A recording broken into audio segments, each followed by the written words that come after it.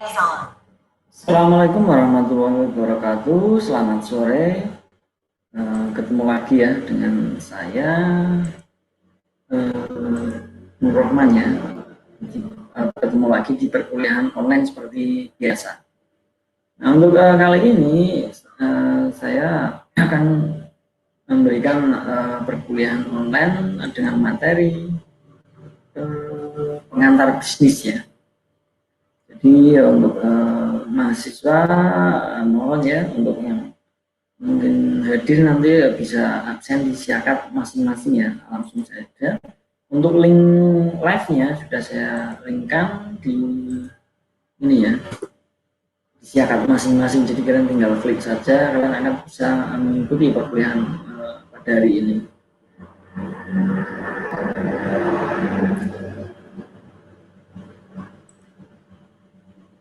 Oke, sambil menunggu yang lain ya, kita mungkin untuk sementara saya infokan dulu untuk perkuliahan online ini. Mungkin nanti menunggu kabar nih untuk nanti apa namanya, untuk selanjutnya, kabar selanjutnya apakah untuk perkuliahan online ini akan diperpanjang ataupun nanti ya sudah cukup untuk mungkin bisa dimulai ya untuk perkuliahan online tersebut sudah di akhir ya maksud saya. Nah, karena dengan masih adanya COVID ini ya 19 ini ya, jadi ya terpaksa kita masih menggunakan perkuliahan online. Oke, mungkin sambil menunggu teman yang lain saja ya, kita langsung apa namanya untuk materi saja. Untuk kebetulan ini karena ada kelas apa namanya agak ketinggal ya, mungkin ada kesalahan sedikit di pembagian jadwal, jadi saya nanti saya ulang ya. Untuk pengantar bisnis sendiri akan saya mulai dari awal ya untuk pertemuan kita ya. Jadi nanti kita bisa menyesuaikan dan jangan lupa untuk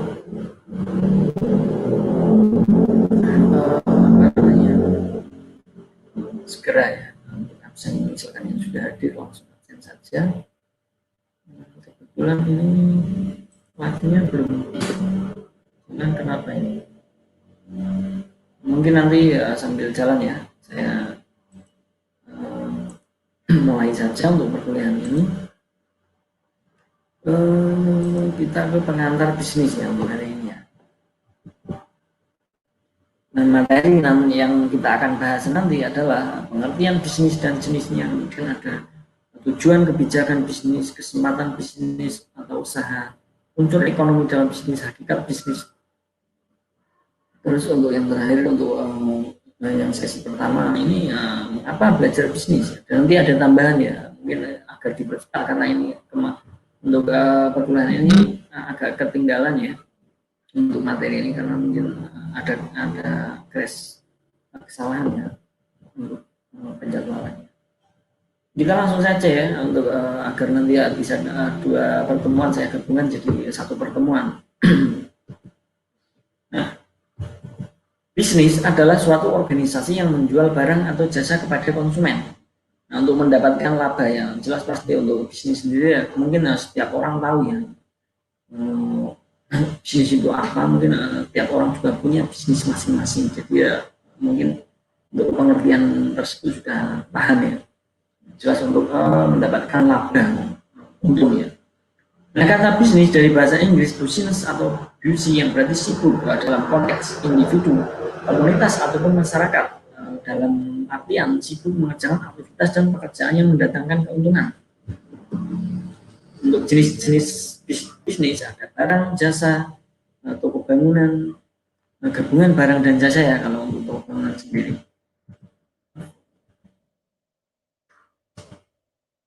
Untuk barang sendiri kan kalian tahu ya, untuk bisnis barang seperti apa, untuk seperti misalkan penjualan sebuah produk atau sebuah barang ya.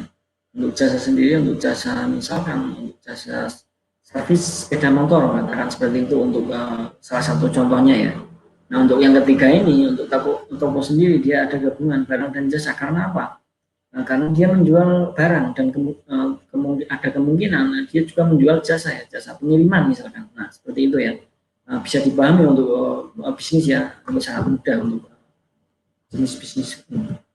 Untuk perusahaan, suatu unit kegiatan produksi yang mengolah sumber-sumber ekonomi untuk menyediakan barang dan jasa bagi masyarakat, mendistribusikannya, serta melakukan upaya-upaya lain dengan tujuan untuk memperoleh keuntungan dan memuaskan kebutuhan masyarakat. Jadi untuk perusahaan, pengertian dari perusahaan tersebut ya, untuk kegiatan produksi sumber-sumber ekonomi dan menyediakan barang dan jasa bagi masyarakat dan mendistribusikannya ya. Untuk pengertian industri dan bisnis ya, ini untuk industri sendiri adalah perkumpulan perusahaan yang memproduksi barang yang sama untuk pasar yang sama.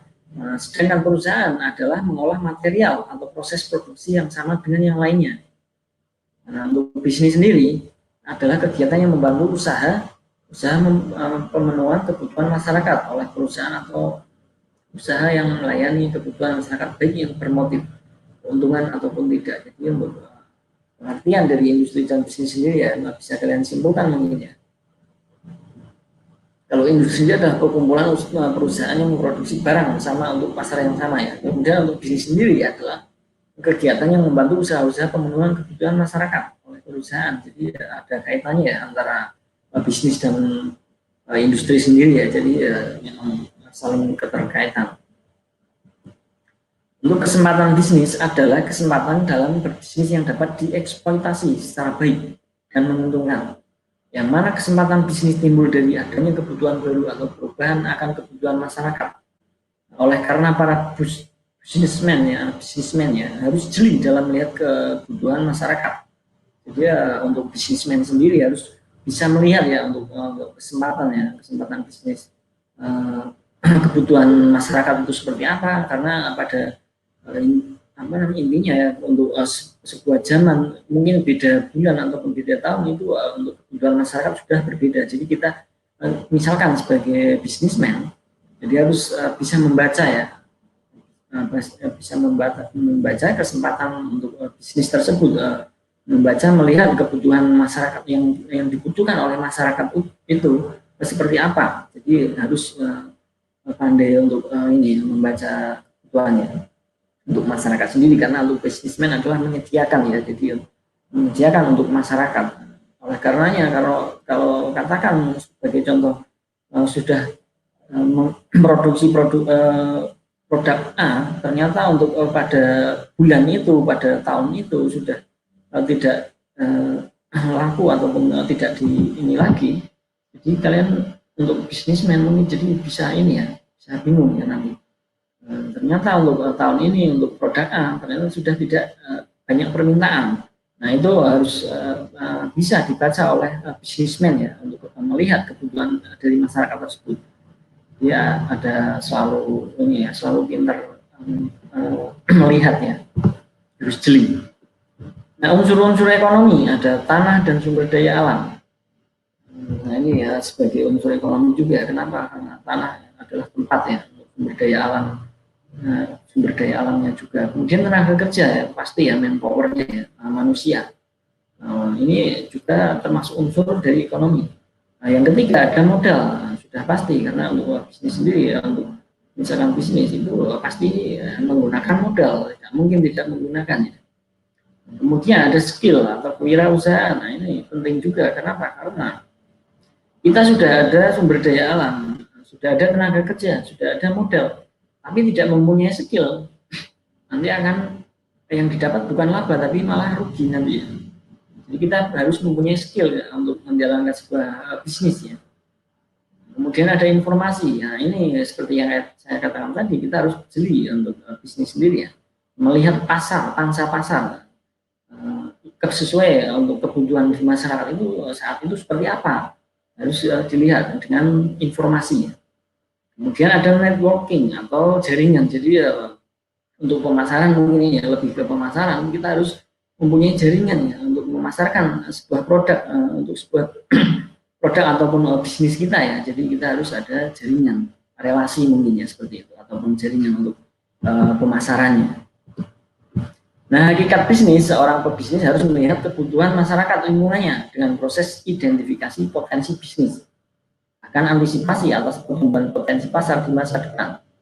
Intinya, pebisnis harus melakukan manajemen terhadap faktor produksi yang tersedia dengan memperhitungkan korban atau biaya yang ditanggungnya dalam kegiatan produksi dan menyajikan kepada konsumen atau masyarakat. Jadi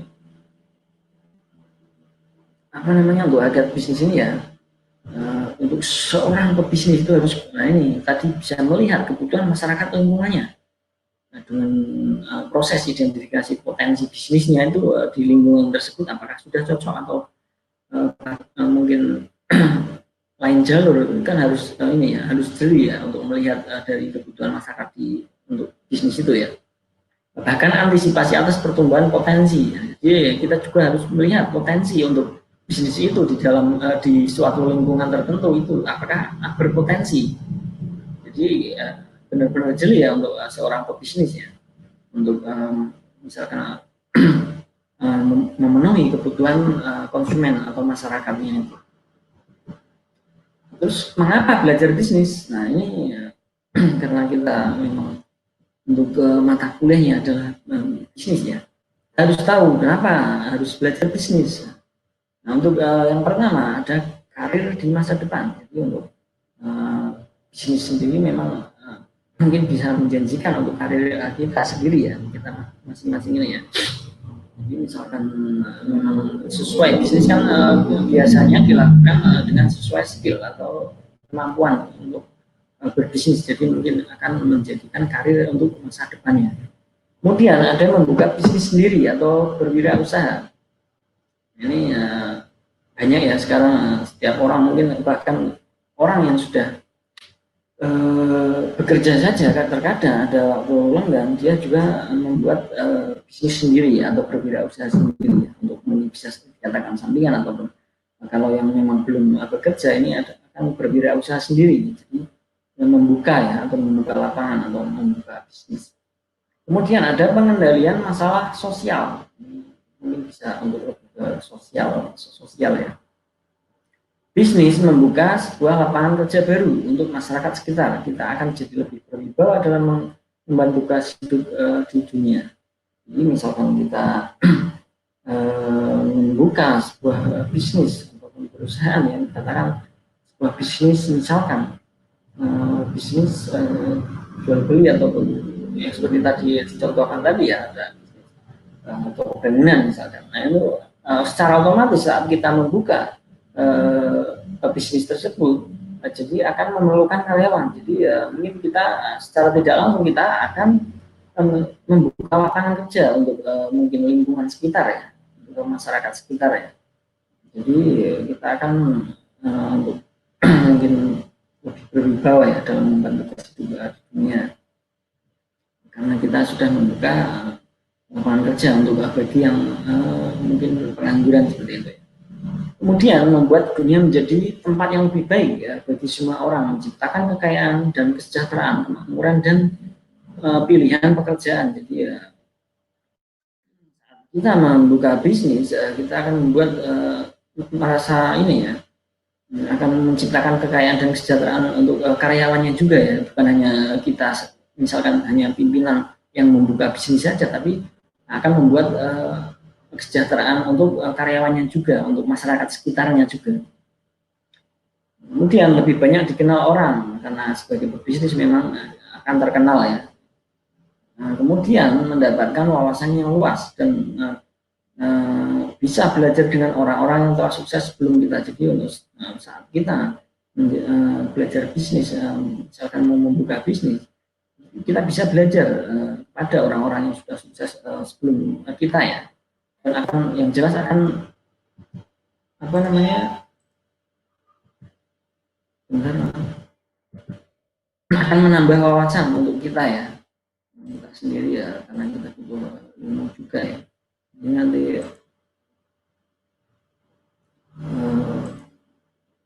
otomatis ya, jadi nanti akan menambah wawasan, menambah pengetahuan kepada bisa belajar dengan apa namanya, orang-orang yang terdahulu, yang sudah, mereka yang sudah sukses ya. Oh ternyata untuk menjadi seorang itu kita dengan langkah seperti ini nanti kan akan tahu ya untuk langkah-langkah mungkin yang dilakukan saat kita membuka lapangan kerja ya, membuka bisnis ya, katakan seperti itu ya. Oke, sambil saya cek untuk zakatnya ya. Ini sudah ada yang absen ya. Jadi mungkin untuk yang lagi yang sudah bergabung ya, saya katakan lagi ini karena kita agak ketinggalan untuk mata kuliahnya. Nanti kalian bisa komen ya. Misalkan kalian sudah mendapatkan apa yang saya sampaikan, nanti bisa disampaikan. Jadi nanti saya bisa tahu karena saya belum ini ya, belum tahu tadinya seperti apa karena ini perkuliahan agak telat ya untuk perkuliahan saat ini. Nanti kalian bisa komen di live chatnya, kalian sudah mendapatkan apakah pengantar bisnis sudah mendapatkan atau belum, ataupun mungkin yang saya sampaikan sudah disampaikan atau belum, nanti bisa kalian di ini ya, di live chatnya ya. Oke, mungkin kita lanjut saja. Tadi sampai mengapa kita belajar bisnis sudah saya jelaskan jelas ya, untuk kenapa kita harus belajar bisnis. Itu ada beberapa faktor ya. Ada, yang jelas karir berwirausaha sendiri itu lebih enak ya. Kemudian ada penilaian masalah sosial, bisnis membuka lapangan kerja yang pasti ya. Jadi kita akan secara tidak langsung kita membantu bagi misalkan mereka yang masih menjadi pengangguran di masyarakat sekitar kita, jadi kita bisa rekrut ya untuk saat kita membuka bisnis tersebut. Kemudian membuat dunia menjadi tempat yang lebih baik itu apa namanya, jadi kita merasa ini ya, menciptakan untuk kesejahteraan samping kesejahteraan kita sendiri, mungkin untuk karyawan juga. Kemudian lebih dikenal banyak orang pasti untuk mendapatkan wawasan luas dan bisa belajar, itu yang saya katakan tadi ya. Jadi kita bisa belajar lebih mengenai bisnis kepada orang-orang yang sudah sukses pada sebelumnya. Ini ada materi saya gabung lagi ya. Kita akan materi yang kedua adalah pengertian perusahaan, tempat kedudukan dan letak perusahaan dan lembaga sosial. Kita akan bahas dari poin-poin ini ya, satu persatu nanti kita akan bahas, karena tadi sudah untuk pengantar pertama sudah saya terangkan kenapa kita harus berbisnis, kenapa untuk bisnis itu sendiri apa sudah saya jelaskan ya. Jadi kita langsung saja ya sambil menunggu teman-teman yang lain. Jangan lupa juga untuk absen zakat, kemudian di live chatnya juga ya. Ya, ada yang dipertanyakan ataupun ada kendala nanti bisa disampaikan di live chatnya. Nah, ini untuk perusahaan kita ulang ya, suatu unit kegiatan produksi yang mengolah sumber-sumber ekonomi untuk menyediakan barang dan jasa bagi masyarakat. Tadi ya, distribusikannya serta melakukan upaya-upaya dengan tujuan untuk memperoleh keuntungan dan memuaskan kebutuhan masyarakat. Jadi untuk perusahaan sendiri ada visi dan misinya ya, tentunya ya.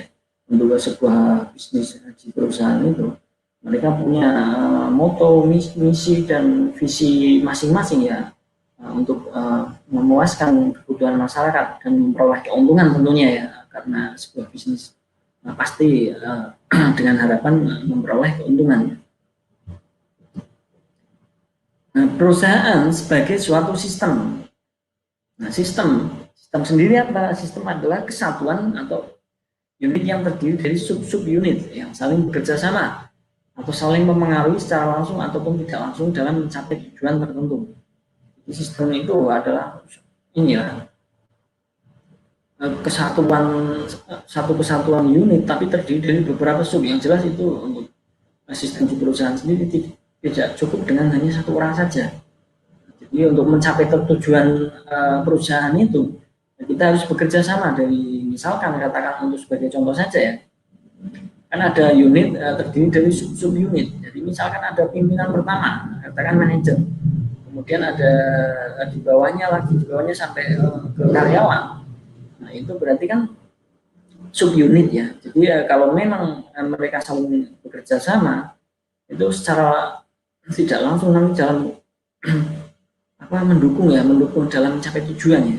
Kalau di dalam subunit tersebut maupun unitnya tidak bekerja sama, kemungkinan untuk perusahaan akan rancu ya, tidak seperti yang diinginkan untuk tujuan tertentu ya. Nah, sistem-sistem perusahaan sendiri itu apa? Kita bahas ya. Ada kompleks pasti ya, untuk sistem perusahaan pasti sangat kompleks ya sifatnya ya. Kemudian ada satu kesatuan. Kenapa? Karena di dalam perusahaan itu saling katakan mungkin untuk bahasa gampangnya itu saling membutuhkan ya. Manajer kalau tidak ada untuk leader misalkan, berarti dia tidak bisa bekerja juga. Leader kalau tidak ada member atau karyawan, dia juga tidak akan bisa mencapai tujuan, karena satu kesatuan di dalam suatu perusahaan tersebut ya, untuk sifat sistemnya ya. Nah, kemudian berjenis ini pasti ya, untuk sifat sistem perusahaan itu ada jenis masing-masing, kemudian saling bergantung seperti tadi ya, untuk saling satu kesatuan. Nah, jadi misalkan untuk bagian keuangan ini sebagai contoh untuk saling bergantung ya. Bagian keuangan dan bagian manajer dia tentunya akan beda untuk tugasnya. Tapi ini saling bergantung. Kenapa? Karena untuk manajer sendiri memerlukan laporan dari misalkan accountingnya ya. Jadi saling bergantung. Nah, accounting juga dia untuk melaporkan dia perlu manajer. Nah, seperti itu yang dimaksudkan saling bergantung ya. Untuk tadi yang saya bilang juga dengan misalkan leader dan member, itu pun saling bergantung, saling membutuhkan ya intinya ya. Untuk sifat sistem yang berikutnya adalah dinamis ya. Mungkin paham ya untuk sifat sistem perusahaan itu. Nah, untuk kemudian tempat kedudukan dan letak perusahaan, ini kita bahas poin yang kedua tadi ya. Tempat kedudukan perusahaan adalah kantor pusat perusahaan tersebut. Tempat kedudukan perusahaan pada umumnya dipengaruhi faktor kelancaran hubungan dengan lembaga-lembaga lain, seperti lembaga pemerintah, lembaga keuangan, pelanggan, dan sebagainya. Jadi untuk tempat kedudukan tersebut memang biasanya untuk kantor pusatnya ya, untuk tempat kedudukan dan letak perusahaan tersebut yang dimaksud di sini. Nah, ini untuk letak perusahaan adalah tempat perusahaan melakukan kegiatan fisik atau pabrik. Jadi mungkin untuk produksi sebuah perusahaan itu adalah letak perusahaan itu ya, untuk melakukan kegiatan membuat atau memproduksi produk yang dibuat di dalam suatu perusahaan tersebut ya. Letak perusahaan dipengaruhi faktor ekonomi dan merupakan salah satu faktor penting yang menunjukkan efisiensi perusahaan terutama dalam kaitannya dengan biaya. Nah, ini mungkin bisa disimpulkan untuk letak perusahaan dipengaruhi oleh faktor ekonomi. Jadi kenapa perusahaan itu biasanya terletak pada daerah ramai ataupun yang potensi untuk ekonominya ini ya, karena letak perusahaan tersebut dipengaruhi oleh faktor ekonomi dan merupakan salah satu faktor penting yang menunjang efisiensi ya, karena biaya mungkin. Sebagai contoh saja ya, kita membuat sebuah perusahaan misalkan di pegunungan terpencil, itu sangat akan tidak efektif dan efisien. Kenapa? Untuk biaya dalam mungkin produksi ataupun pengiriman dari vendor-vendor ataupun pengiriman produk jadi nanti akan memakan biaya yang banyak. Karena untuk target pasarnya misalkan kita pasarkan di kota, jadi akan ini ya tidak efisien ya yang dikatakan tadi ya untuk letak. Makanya letak perusahaan dipengaruhi faktor ekonomi ya. Ini ya untuk yang kedua ini. Mungkin sudah paham ya yang apa yang saya jelaskan sebagai contoh tadi ya. Oke, kita lanjut. Nah, kemudian ada faktor-faktor yang mempengaruhi biaya. Bentar saya cek dulu, belum ada yang di live chatnya nih. Udah. Saya cek di Siakat ya untuk yang kelas SI ini ada yang beberapa, kemudian sudah masuk yang kelas 2. Ini untuk yang kelas 2 mungkin masih belum ini ya, belum masuk ya. Nah, mungkin saya ini lagi untuk kelas yang sudah absen di Siakat juga absen di live chatnya biar saya ini ya bisa mantau, dan kalian apabila ada yang dipertanyakan kalian juga, jadi saya nanti bisa mantau untuk pertanyaan kalian tersebut ya. Nah, kita mungkin lanjut lagi ya. Faktor yang mempengaruhi biaya.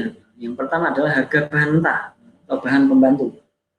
Jadi pasti nih ya, untuk harga bahan mentahnya kita ambil dari mana, kita misalkan impor ataupun kita mengambil dari tempat jarak yang ditempuh dari bahan ke perusahaan itu seberapa jauh seperti itu ya. Jadi ini mempengaruhi untuk biaya ya. Nah, ini untuk tingkat upah buruh juga bisa kita yang mempengaruhi biaya. Kenapa? Karena kita saat misalkan saya contohkan lagi ya, membuat perusahaan di dalam tengah kota misalkan. Jadi di tengah kota tersebut misalkan untuk upah ataupun UMK-nya sudah besar, jadi untuk ini akan mempengaruhi biaya ya. Jadi kenapa untuk perusahaan-perusahaan tersebut biasanya membuat perusahaan tidak terlalu dekat dengan pusat kota, tapi tidak terlalu jauh dari kota juga. Kenapa? Karena tadi ya, seperti yang saya ini ya, harga bahan ini juga kan mempengaruhi. Jadi saat kita membuat perusahaan terlalu jauh dengan kota, nanti akan memakan biaya untuk harga bahan juga untuk transportasi ke sana ya. Jadi untuk tingkat upah juga harus dipikirkan. Kenapa? Karena yang tadi saya katakan membuat perusahaan di tengah kota mungkin atau di pusat kota itu akan sangat banyak sangat ini ya tinggi ya untuk tingkat upah buruhnya ya. Mungkin dengan UMK-nya, dengan pajak dan lain-lainnya itu otomatis ya untuk tengah kota. Kemudian ada tanah.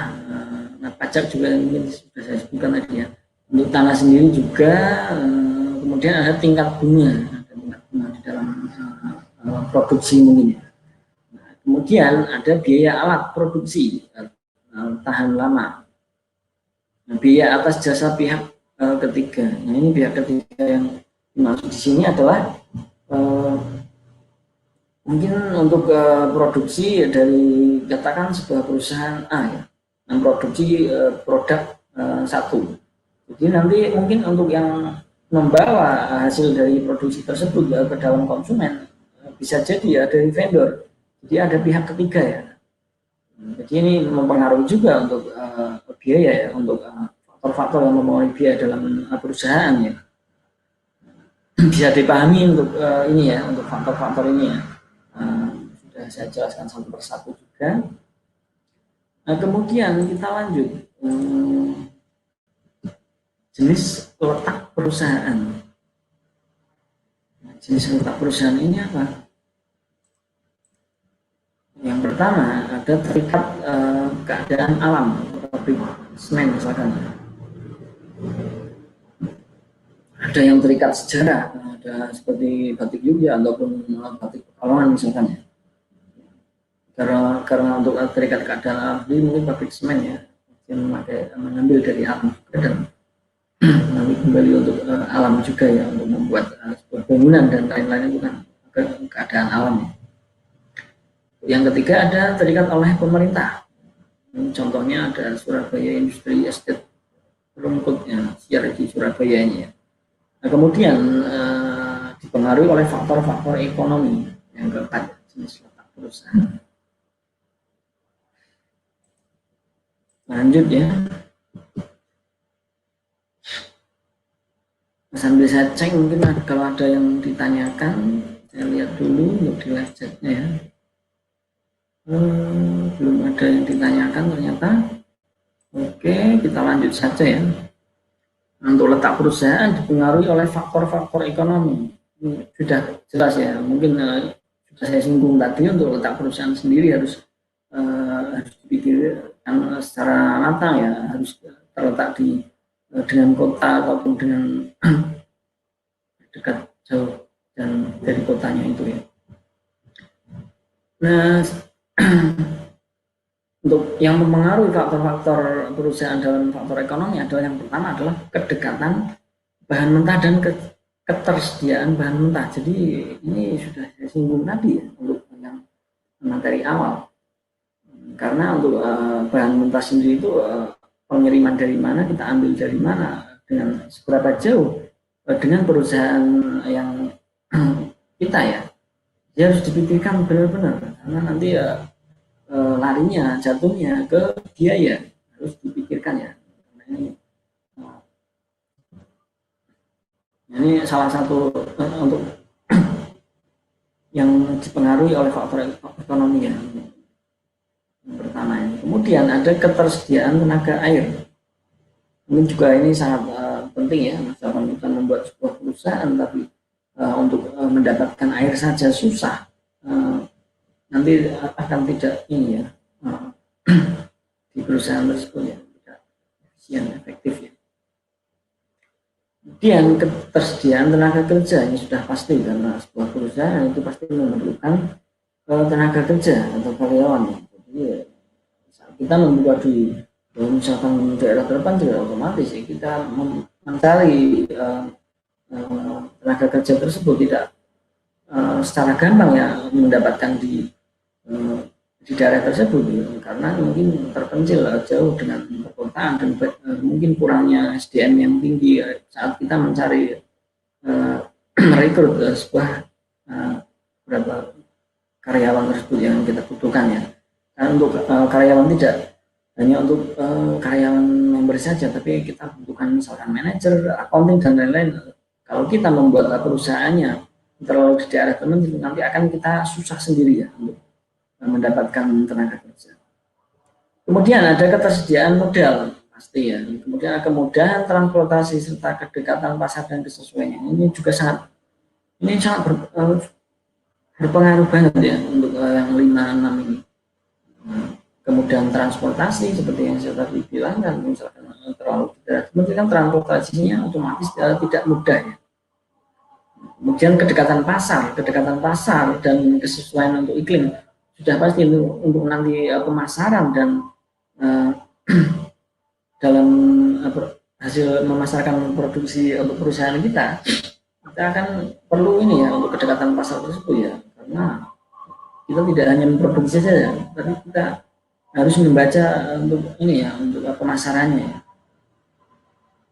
Oke, kita lanjut ini. Nah, perusahaan dan lembaga sosial. Tujuan pendirian perusahaan dapat dibedakan menjadi tujuan ekonomis dan tujuan sosial. Nah, tujuan ekonomi sendiri adalah mencari keuntungan atau profit untuk ekonomi sendiri ya. Nah, tujuan sosial adalah memperhatikan keinginan investor, karyawan, media faktor-faktor produksi dan masyarakat luas. Nah, ini yang saya katakan tadi juga ya, tujuan dari bisnis suatu perusahaan misalkan itu pasti untuk dengan tujuan ekonomis tadi, mencari untung ya, laba, profit. Nah, tapi juga dengan tujuan sosial, jadi memperhatikan investor, karyawan, atau penyedia faktor produksi dan yang jelas untuk masyarakat luas pastinya ya, untuk tujuan sosial tersebut. Kemudian kita ke lingkungan perusahaan, ada lingkungan umum, ada lingkungan khusus.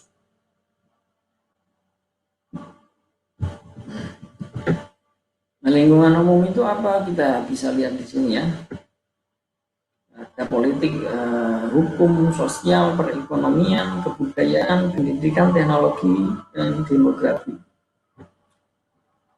Ini sangat berpengaruh juga ya untuk lingkungan umum ini di dalam suatu perusahaan. Bisa kalian artikan mungkin ya, ini sangat mudah untuk politik hukum sosial mengenai lingkungan di perusahaan tersebut. Nah, untuk lingkungan khususnya ada supplier kita mungkin dari bahan mentahnya. Kemudian ada konsumen, ini juga dia masuk ke lingkungan khususnya, faktor dari eksternal ya. Dan ada pesaing, ini juga masuk ya di lingkungan, misalkan suatu perusahaan berdiri di tempat suatu kota, mungkin di situ ada juga dengan perusahaan yang mungkin produksinya sama, jadi itu menjadi pesaing untuk perusahaan kita ya. Jadi, itu masuk ke lingkungan khusus untuk lingkungan perusahaan. Kemudian pengaruh lingkungan bagi perusahaan. Nah, ini kita bahas juga ya, pengaruh positifnya. Negara aman, perusahaan dapat menjalankan usaha dengan tenang, untuk pengaruh positifnya ya. Tapi juga ada pengaruh negatifnya. Karena tidak aman, perusahaan akan merasa tidak tenang. Saat misalkan suatu perusahaan selalu berproduksi ya, setiap hari ya, tapi saat negara kita aman, jadi perusahaan akan menjalankan usahanya itu dengan tenang. Mungkin dari segi misalkan yang dimaksudkan aman di sini adalah misalkan untuk tidak terjadi mungkin krisis ekonomi, itu akan perusahaan dapat menjalankan usaha dengan tenang ya. Nah, beda lagi ya dengan misalkan negara kita sedang melanda seperti mungkin kita di virus sekarang ya, ini otomatis pasti ada dampak negatifnya dari virus tersebut, yaitu salah satunya adalah dampak ekonomi ya. Jadi mungkin untuk saat-saat ini perusahaan akan merasa tidak tenang. Itu pengaruh lingkungan ya untuk bagi perusahaannya. Mereka untuk semua perusahaan bisa dikatakan saat ini mungkin tidak tenang ya. Ibarat mau memproduksi barang produknya, tapi ya pemasaran tidak ada, nanti kan bisa ini ya terjadi penumpukan dan tidak efisien ya, dan mungkin bisa menyebabkan kerugian di perusahaan tersebut seperti itu. Nah, pertanggungan jawaban perusahaan yang pertama tadi ya untuk kepada investor pasti ya, dan tenaga kerja juga untuk penggajian dan lain-lain insentif ya. Kemudian untuk konsumen sendiri mungkin dengan kualitas ya, dan dengan perantara ini ke pihak ketiga ya. Kemudian dengan pemerintah pasti mungkin dengan seperti pajak, dengan penyedia, pesaing pasti untuk pertanggungan ke pesaing juga dampak ya. Kemudian lembaga penelitian dan lingkungan ini sudah pasti untuk lingkungan sendiri mungkin ada efek dari berdirinya perusahaan di situ itu akan kita bertanggung jawab kepada lingkungan itu apa, misalkan dengan adanya limbah ataupun apa, kita harus melakukan ini ya lebih cermat ya untuk agar limbah tersebut tidak mengganggu lingkungan. Bagaimana itu kan sebuah pertanggungjawaban dari perusahaan. Oke, terima kasih. Mungkin untuk hari ini ya, kita sudah membahas dua sesi tadi mengenai pengantar bisnis ya. Bisnis tadi sudah saya jelaskan dari sampai lingkungan untuk pengaruh, seberapa berpengaruhnya lingkungan terhadap perusahaan terhadap lingkungan ya, maaf ya, itu juga sangat berpengaruh ya. Jadi sudah saya jelaskan untuk detailnya ya. Misalkan nanti ada yang dipertanyakan, kalian bisa langsung bertanyakan di sini, ini di live chatnya, ataupun nanti mungkin bisa kontak ke saya ya. Nggak apa-apa, boleh nanti misalkan mengenai bisnis tadi ya, apa itu bisnis, apa itu perusahaan, kemudian faktor apa yang mempengaruhi di dalam misalkan membuat sebuah perusahaan, faktor lingkungan dan lain-lain, nanti kalian bisa simpulkan juga ya. Kalian bisa langsung ke saya, boleh nanti. Oke, saya tunggu untuk misalkan ada yang mau dipertanyakan sambil saya cek ya untuk siakannya. Kebetulan di sini sudah masuk, ini ada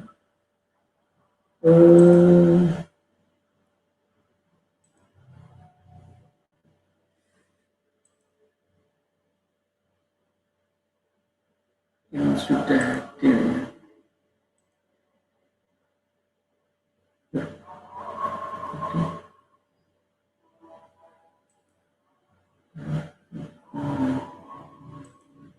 Nanti jangan lupa ya untuk kalian bisa ke Siakat ya untuk login untuk pengabsenan kalian ya dalam perkuliahan ini. Oke, kalau memang tidak ada yang dipertanyakan ya, ini bisa saya tutup karena waktu juga ya. Terima kasih, mungkin nanti untuk yang sudah menyaksikan atau mengikuti perkuliahan ini, jadi nanti bisa kalian pahami, nanti bisa menghubungi saya untuk saya buatkan forum untuk mungkin bisa dengan mencari apa materi ataupun tanya jawab, bisa kalian ke forum saya nanti ya. Oke, karena waktu juga kita Terima kasih ya untuk yang sudah mengikuti perkuliahan. Karena memang tidak ada yang ditanyakan, saya akhiri. Wassalamualaikum warahmatullahi wabarakatuh. Selamat malam.